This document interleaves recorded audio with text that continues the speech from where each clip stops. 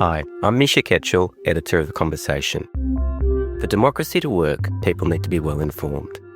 That's why we work with academic experts to share their research and explain issues in the news. Everything we do is free to republish, but we need your support. Please donate to The Conversation by going to donate.theconversation.com or following the link in the show notes.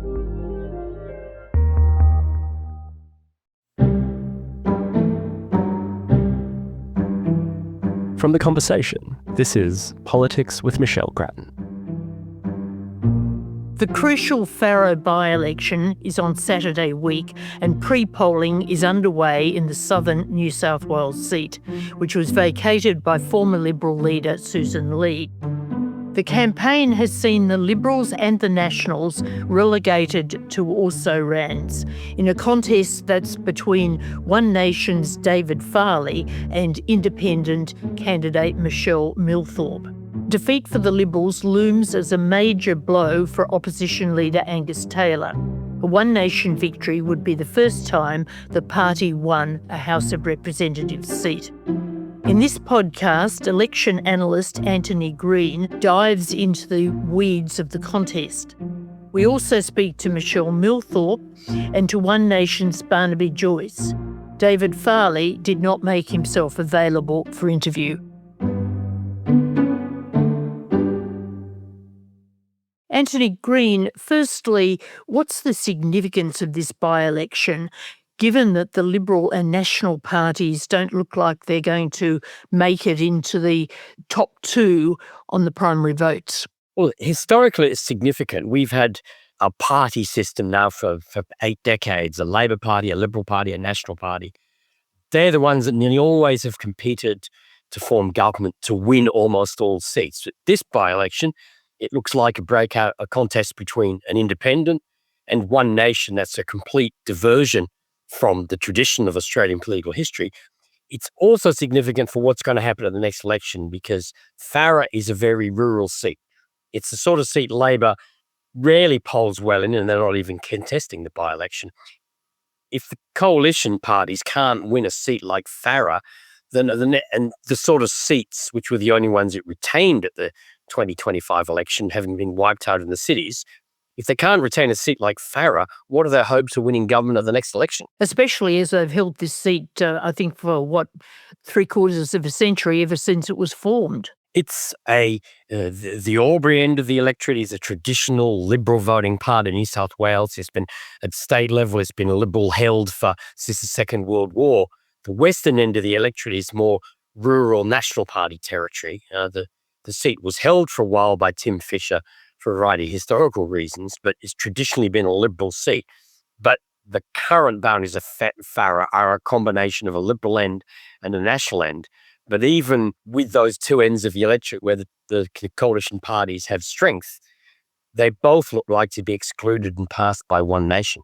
We saw in the recent South Australian election a One Nation versus independent final count in the seat of Mount Gambier. Has that election given us any insight on how the count might go in Farrer?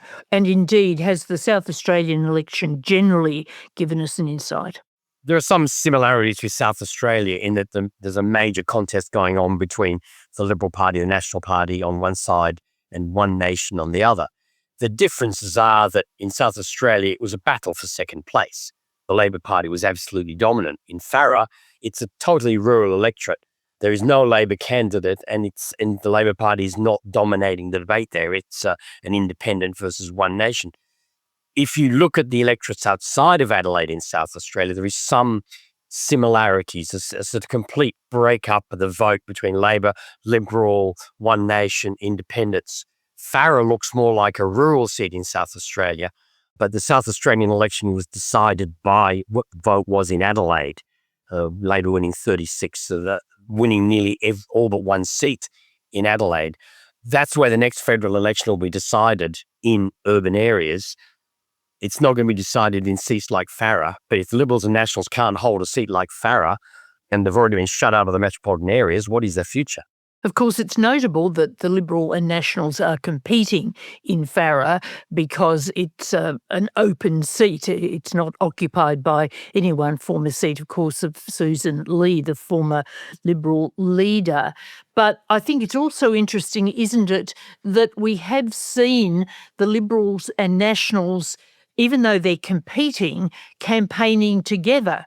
Indeed, even their two leaders together and making joint announcements. So they don't really seem to be clear on the competitive versus cooperative nature of their relationship in this contest.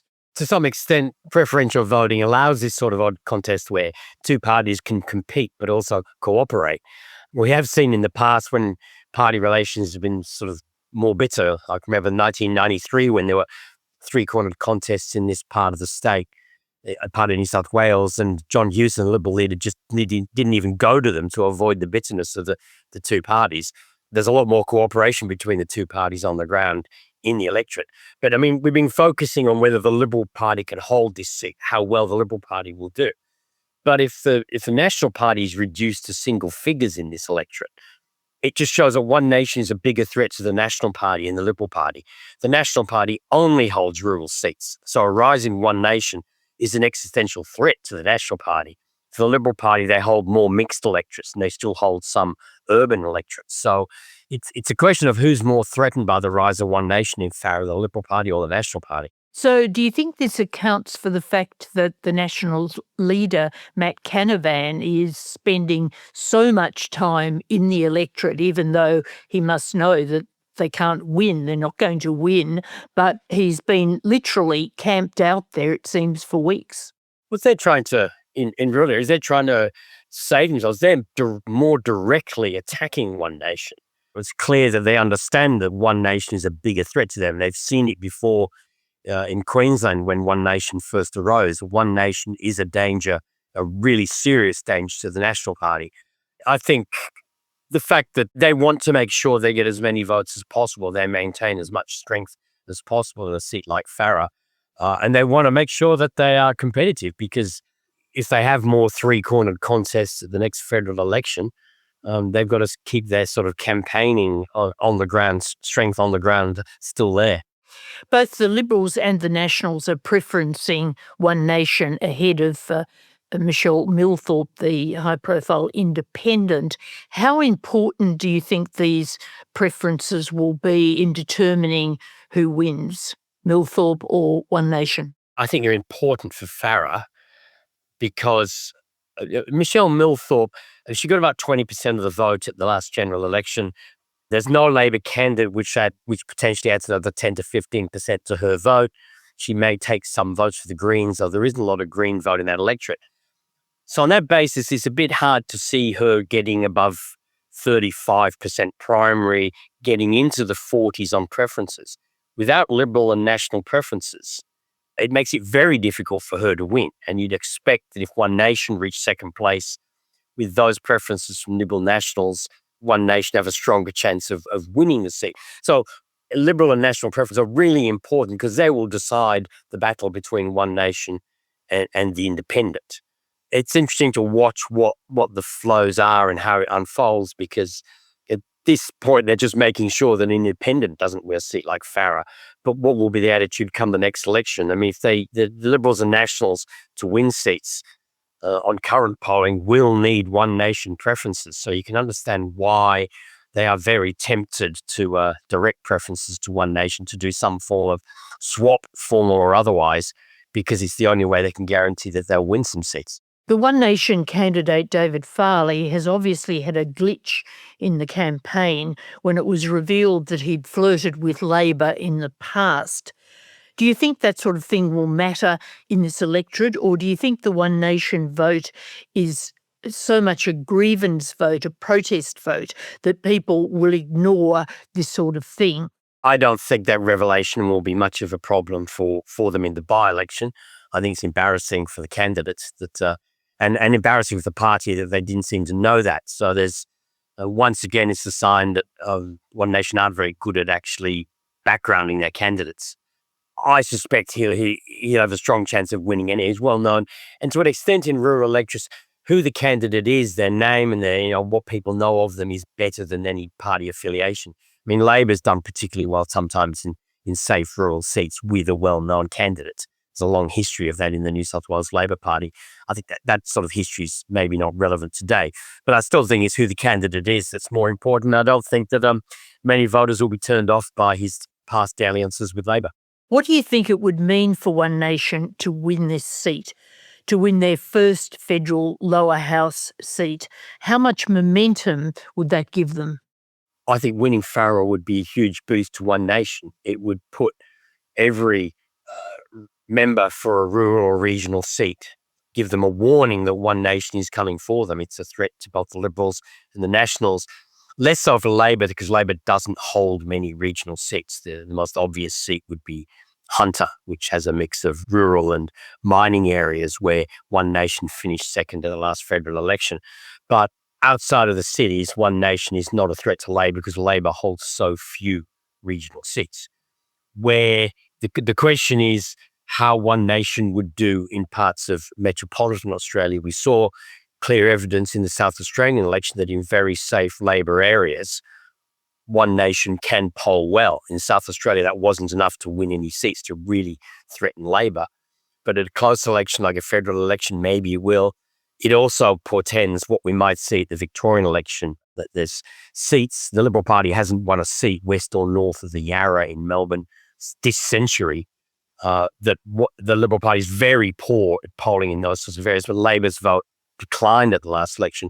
Perhaps One Nation will be the party that breaks Labor's grip on northern and western Melbourne. Well, just finally, can you expand a bit on the Victorian election and just how much of a threat and where One Nation might be and the overall contests and prospects in that election? If you compare Victoria with South Australia, you see some similarities on the opposition side, that the Liberal Party is being threatened by a surge in support for One Nation, despite Victoria being the state which has been most resistant supporting One Nation in the past.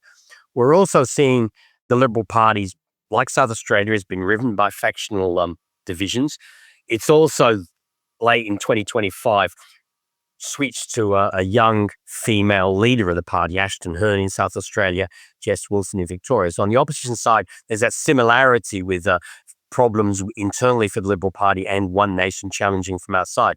The big difference is public attitudes to the Labor Party in the two states. In South Australia, Peter Malinauskas was trying to win a second term, dominated the election, won an overwhelming majority in the House, in the lower house. Where in Victoria, you've got a 3-term government, which is deeply on the nose. The polling, the three parties, Labor, the Coalition and One Nation, are all polling in the 20s. It will be a very complex counter the next election. Can Labor hold on to the seats its own because of division on the other side of politics? Can the Liberal Party recover and sort of beat off challenges from One Nation? And for the National Party, which has got stronger roots in rural Victoria than in some other states, and has got a bit of a separate identity from the Liberal Party, will they be able to withstand a challenge from One Nation? The Victorian election may be a model for the future of Australian elections, where instead of a 2-party system, we're talking about a 3-party system. One for election connoisseurs. Antony Green, thanks very much. Thank you.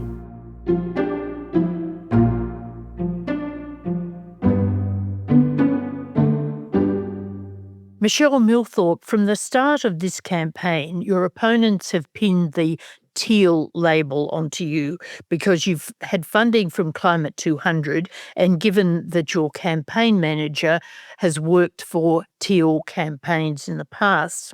Now, you reject that label, but has it been damaging, do you think, to your campaign? Oh, look, I think it's been a concerted effort by all the parties to try and label me as such. But the reality is that I am a person who grew up in regional Australia.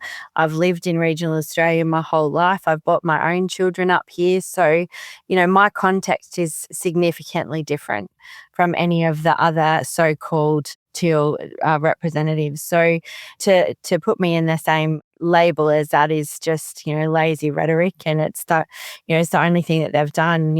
We'll be able to tell at the polling booths how people feel about that. And look, I can only keep representing myself in my truth, and my truth is that I wasn't feeling represented by the major parties, and I put my hand up because I know what we need here in regional Australia, and that's, better healthcare. We need transparency and accountability over the Murray-Darling Basin scheme, and we need to make sure that our regional communities have services that they need to thrive into the future.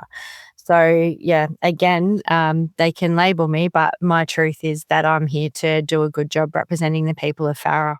So, if you were elected, how would you differ, do you think, from the Teals who are now in the federal parliament?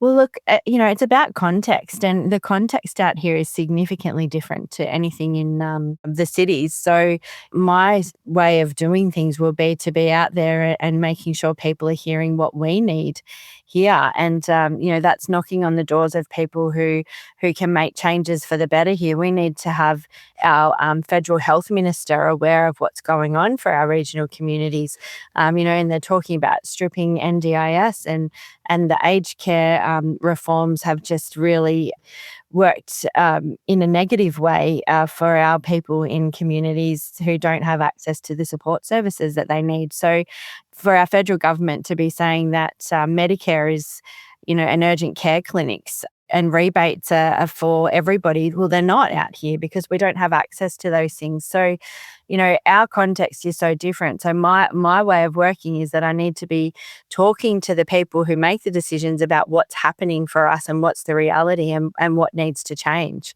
The way that we're organising GP clinics out here and training regional GPs is not fit for purpose. It's a one-size-fits-all approach, and that approach isn't working for regional Australia. So it is just about getting the people who make decisions to understand our context and our reality and make sure that we have an approach that also considers our context. You do seem to be spending a lot, especially on social media. How much do you estimate spending in the campaign, and what have you spent thus far? Look, I have been overwhelmed by support. There's probably 98% of my donations have come from individual donors from Farrer and around the country, and I've got significantly more money than I did last time. So, look, that'll all be disclosed in the only way that's actually open and transparent because I am independent at the time. But look, we wanted to put, and when I say we, I'm talking about the community that I work in. We wanted to put our best foot forward in this campaign and to compete equitably with other parties. Like the parties have had people from all over Australia here and their staff, MPs from all around Australia here. I'm pretty confident they're not doing it for free. So, these are other costs that aren't being considered when people are asking me these questions. We've got volunteers doing the work that other parties have staff doing. So, yes, we'll have costs and our costs will be transparent, but I do know that theirs won't. But it will take a long time for us to find out those costs. Do you have just a rough estimate, a rough budget for what the campaign will cost? No, look, I don't. And I sort of am stepping back from that at the minute because my focus is on the issues in the communities. But yeah, certainly, Michelle, as happens every time, my disclosures will be 100% transparent. Can't say that for everybody else. Can you at least tell us what Climate 200 has given you so far and whether you expect any more money? $20,000. And do you expect more money? I don't think so, no. And look, as I said, we've had all these individual donors. So, that's fabulous. I haven't had Gina donate any money to my campaign. I haven't had any gambling companies. I haven't had any banks or insurance or anything like that. So, yeah, I'm just really grateful to the ordinary Australians who've gone out and put money in behind my campaign. And how much of a blow is it that the Liberals and the Nationals are preferencing against you? Oh, look, I think, it was not a surprise that they've preferenced the way they have. I was disappointed, but, that's the way it is. And they're, out there publicly talking about the One Nation candidate at the moment and running him down pretty frequently. But they've still preferenced him above me, and I've just got to suck it up. And I just hope that at the end of the day, we've got people know that they have a choice over the way that they preference, and they don't have to follow that card. And if they want to put me number 2, they can, if they can't vote for me first. So, that's just part of it. And, I haven't put preferences down. So it's just the way that it is. And how are you handling the issue of preferences, although it doesn't look as though your preferences will be relevant given that you're expected to be in the top 2? So at the moment, now for pre-poll, we've got like the 12 boxes. My name is next to the second box with a number 1, and then we don't have any names on any other boxes and have just put random numbers in there.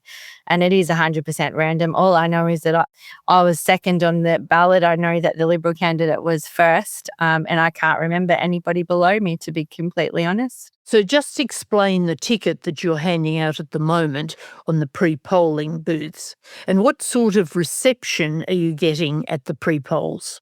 Oh, look, it's been good. And the pre-polling here, I've been in Albury the last day and a half, and the pre-polling here, everyone is, respectful, lovely, and, we're just lucky. We're lucky we live in the country we do, where we do have that freedom to vote for who we like. And so it's actually been good. Obviously, there's people that have, said, well done, keep going. There's other people that take, cards from other people, and that's just the way it is. I just think we're lucky that we get the freedom to vote the way we want. Now, health and the Albury Hospital are big issues in Albury, and water buybacks are a major thing through the electorate. If elected, what would you be doing on these matters? Who would you be lobbying, given that you would not be in a position as an independent to actually deliver anything that you might be promising or talking about? Yeah, well, that's consistent for all the candidates at the moment, is that nobody is in a position to do that. But what I do have as an independent is the capacity to work with people across every party and to make sure that they're listening and really hearing what's going on out here. So Murray-Darling Basin review is happening right now. So I look forward to reading the submissions from that and, what it is that people are talking about and as their number 1 and most significant issues. We need to stop these water buybacks. And I want to work with Helen Dalton as the state representative as well to ensure that, the voices of this area are really being held and heard by the government, because they're just not understanding the impact that this is having. We've got the Commonwealth Environmental Water Holder, who has 70% of water and $11 billion worth of water. And, saying they still need more, where they haven't explained what they've done with the last lot. So, look, it's about keeping people accountable, making sure that I'm talking to the Minister for Water and Environment, the Minister for Regional Australia, all of these people who have such a significant decision-making powers for the people in our communities.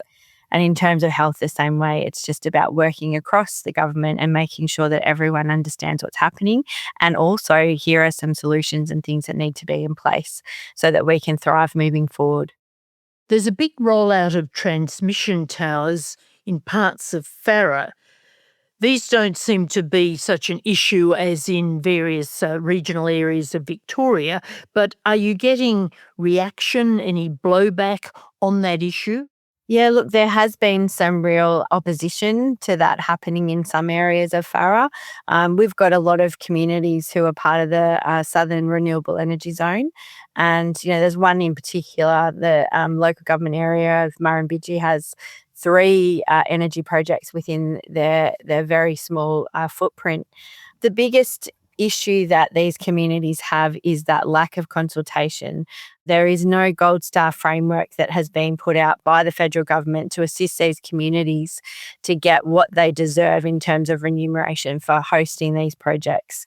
And that's the thing that most people are talking about, is that a lot of these projects go ahead without proper consultation, and it causes friction within communities, and it causes friction and distrust between those communities and the government. So it's about people being fair and also not taking, regional people for a ride, actually respecting that they are shouldering the burden of these huge projects. Just finally, in broad terms, what sort of mood are you picking up in the community? Are people optimistic or pessimistic, putting forward grievances, or more positive about solutions? I think people are happy that they're feeling like Farah is being seen for the first time in a long time. We've had national media presence in the electorate for the last 3 months. So I think that's been a really positive thing for the people here because they have felt forgotten. But in terms of actually voting and things like that, there's a lot of people who are looking for change because they're just feeling like they've been forgotten by the government and particularly the major parties. So the sentiment is definitely one of frustration, particularly, after the issues we've had with supply of fuel and things like that over the last couple of months. That's just an additional pressure on people who are already feeling a lot of pressure around cost of living and things like that. So, look, I think the sentiment is, it's great to be seen and it's good to have an opportunity for change, but they are feeling pretty disillusioned with the government right now. Michelle Milthorpe, thanks very much. We'll let you get back to those polling booths.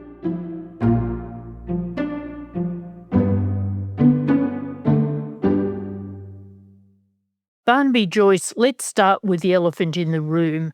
Was One Nation completely caught by surprise when it was reported your candidate, David Farley, had flirted with Labor not so long ago, including giving a donation for a by-election? Well, no, not entirely, Michelle, because we never asked them the question. And so you can't blame a person for not giving an answer for a question they'll never ask.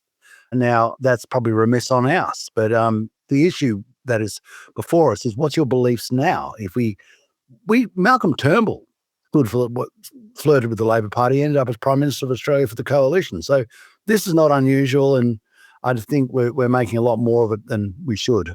One Nation has said that it's improved the vetting of its candidates because it's had some absolute disasters in the past, but doesn't this show that it needs to do a good deal better? Because even taking your point about people changing their position and so on, a party should know everything about its candidate. Well, to the point of not becoming personal, I don't think you should know everything about a candidate. I don't think it's in politics. There's some things you definitely don't have to know. And if someone asks, relevant things. Yeah, relevant things is what's your philosophy now? What's your position? Are you a bankrupt? Do you have a criminal conviction?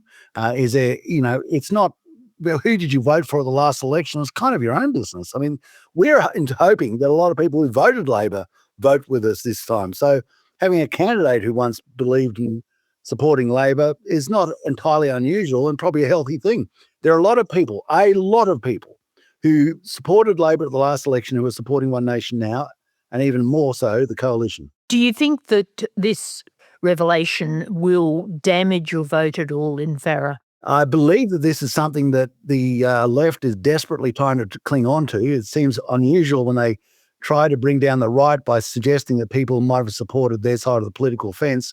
I think it is an endorsement by them as to how precarious their philosophical position is. Now, what about the controversy earlier in the campaign about One Nation re-employing a man who had been convicted of rape and served a sentence? Did this have any impact, or have people not bothered about it in the electorate? Well, it's an issue that's been dealt with, and this is you move on. People have been dwelling on this, and what we've had in One Nation is just a litany of people who are trying to bring us down. And that's not unusual. That has happened throughout the history of One Nation. And, they grasp anything like, oh, we'll bring them down with this, we'll bring them down with that. When they look into their own souls and their own experience, similar things have happened. But we are under attack from every side because they are terrified of the fact that the Australian people have made a decision to change their vote.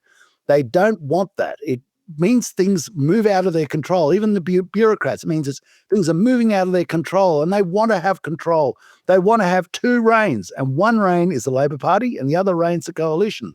And if they don't have those two reins, they're unhappy with their horse. Pauline Hanson today is boasting about being given a new plane. Who gave that plane to One Nation or to her? I think it was disclosed on that one, but I don't want to jump in there because I don't actually know. Is Gina Reinhardt giving any funding for the Farah campaign? Well, I don't know whether she is. I mean, I'll absolutely welcome it if she is, absolutely, because this is another thing. So we have travel companies for which multiple 100 millionaires fund the Greens, and that's not a problem. We've got Andrew Forrest who supports with Pratt the Labor Party, and that's not a problem. We've got Pratt again and other, multiple millionaires who support the Liberal Party, but that's not a problem. But if someone supports the One Nation Party, that's somehow maligned and, suspicious and all has to be brought up. I mean, people have a philosophical view and they back it in. I'd be more upset if no one believed in One Nation to the extent that they'd ever want to support us.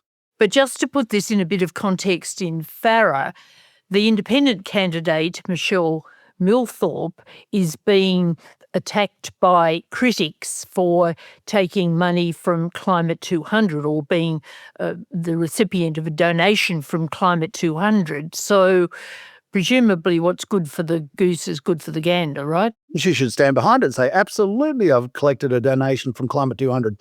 I believe in their policies and I support them. I'm a Climate 200 candidate.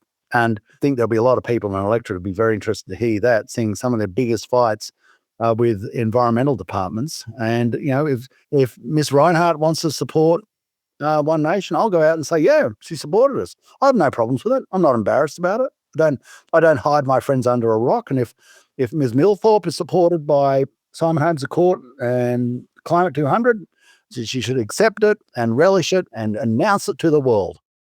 Now, the Libs and the Nats have given preferences to the One Nation candidate.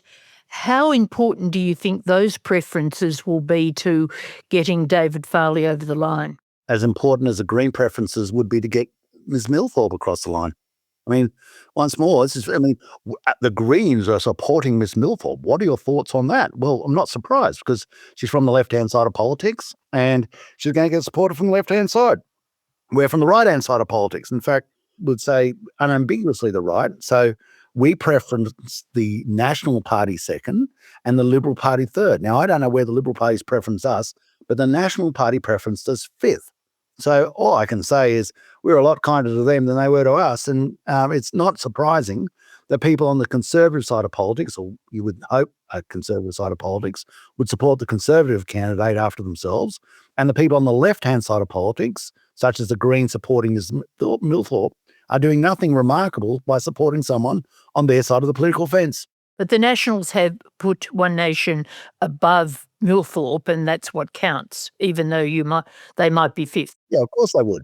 Of course they would. Of course they would put her above Ms. Milthorpe. I hope they would. Otherwise, they'd be putting a left-wing candidate above a Conservative candidate. And that would be odd. And of course, it opened themselves wide open at a federal election to say the Nationals support the left over the right. Nationals leader Matt Canavan, who used to work for you and I think is still your mate, has been camped out, actually literally in Farah, for weeks. How much time have you spent there and what will you be doing there in the final days of the campaign? Well, I'm heading off there tomorrow. I've only spent a few days there so far, to be quite frank. I believe that they're not voting for me in Farah, but I will go down there to support them. And what they see is the overarching philosophical position of One Nation, which they would observe from me every day in the media, and such things as get rid of the climate change department. It's not changed the climate. It's just stolen a lot of your money, and everybody's been moralized into agreeing to billionaires lining their pockets with taxpayers' money on the premise that they will change the weather, as absurd as that idea is. Well, they're not voting for Matt Canavan either in Farah. They're voting for his candidate. So why do you think he is spending so much time there? Do you think it's because the Nationals are really worried about how low their vote is there potentially? I suppose, but Matt's in a slightly more blessed position than myself. I have a House of Representatives seat in New England, and they won't look too fondly if they see you spending an inordinate amount of time outside the electorate. They like to see you in the electorate. And senators have probably a little bit more latitude to travel around. Also, Matt Canavan is leader of the National Party. I'm not leader of One Nation. And that is also another indicator. I think Matt's doing what you would expect a leader to do, and that is to campaign with their candidate, and we'll campaign with ours. I presume you're not camping, though, in the local caravan parks. No, I'm not. I'm not swagging it anymore. I've done that in the Army Reserves, and I've done that as a working on the land, and the thrill has gone in regards to sleeping in a swag. If I have to, I will, but I don't go searching for it. Matt Canavan says it's very, very cold down there. Now, we've heard a lot about health and water as issues in this campaign, but how much do you think the fuel crisis, which today we've heard has driven inflation to 4.6%, how much is fuel having an impact on the Farah campaign? Well, it's having a massive impact because the lack of impact the government has had in trying to deal with it and the caveats that we've placed in front of ourselves to deal with it. We have a fuel crisis because of two issues. One is the war surrounding the Straits of Hormuz, and the other is ourselves. We have wrapped ourselves up in green caveats and green legislation, in the safeguard mechanism, in the climate change regulation, the climate change department, with prohibitions on where we can extract oil, which legislation literally in place to get rid of oil refineries. We're blowing up literally in some instances our power stations. And so people have had enough of that. Now, they might have had enough of it in the departments in Canberra, and they mightn't have had enough of it in certain areas of the political class in Canberra, but out in the street, they've had enough of it. And I would also say, last time I was in Farah, the biggest cheer I got for all our policies was the one to get rid of the climate change department, which goes to show the separation between the enlightened of the fourth estate and the bureaucracy in certain sections of politics in Canberra, and the people paying the bill on the street in Albury. How important do you think it is for One Nation to win in Farah for the momentum it wants to take into the Victorian campaign? And will you be personally campaigning a good deal for the Victorian election? Well, it's as important as it is for any party to win. And obviously at this point in time, we're one of the top two, and we're happy with that, but that doesn't get us across the line. It's up to the people of Farah as to who represents them. We've been completely upfront in our policy, completely upfront on what side we support. And, it's a fascinating contest because it is the strong right against the strong left. It's not a Labor candidate. It's a Teal, it's a Climate 200 candidate from the left, and it's not a coalition candidate. It's One Nation from the right. It's a fascinating contest to be part of because it is a reflection on where Australia's gone. It's become more swayed to clarity of message, and that's what they get from people who unambiguously stand behind their side of politics. And it'll be a fascinating contest to watch on election night. Barnaby, Joyce, thanks very much. Absolute pleasure. Thank you, Michelle. And that's all for today's podcast. Thank you to my producer, Ben Roper. We'll be back with another interview soon, but goodbye for now. Production by Ben Roper. Theme music by Lee Rosevere. The Conversation is a not-for-profit media organisation. Sign up to our daily newsletter for evidence-based news and analysis, including articles from Michelle Grattan, or listen to more of our shows wherever you get your podcasts. What are you going to have? Can I have 2 pieces of mullet, please, Pauline? From a fish and chip shop in regional Queensland We are in danger of being swamped by Asians. to the heart of Australian politics, this is the unlikely story of the country's most controversial minor party. Are you xenophobic? Please explain. For 30 years, One Nation and Pauline Hanson have been ridiculed, dismissed and shut out. Now, no one's laughing. One Nation continuing to surge in the polls. Dramatic surge in support for One Nation. I'm back. This is The Making of One Nation from The Conversation, and you can search for it wherever you listen to podcasts.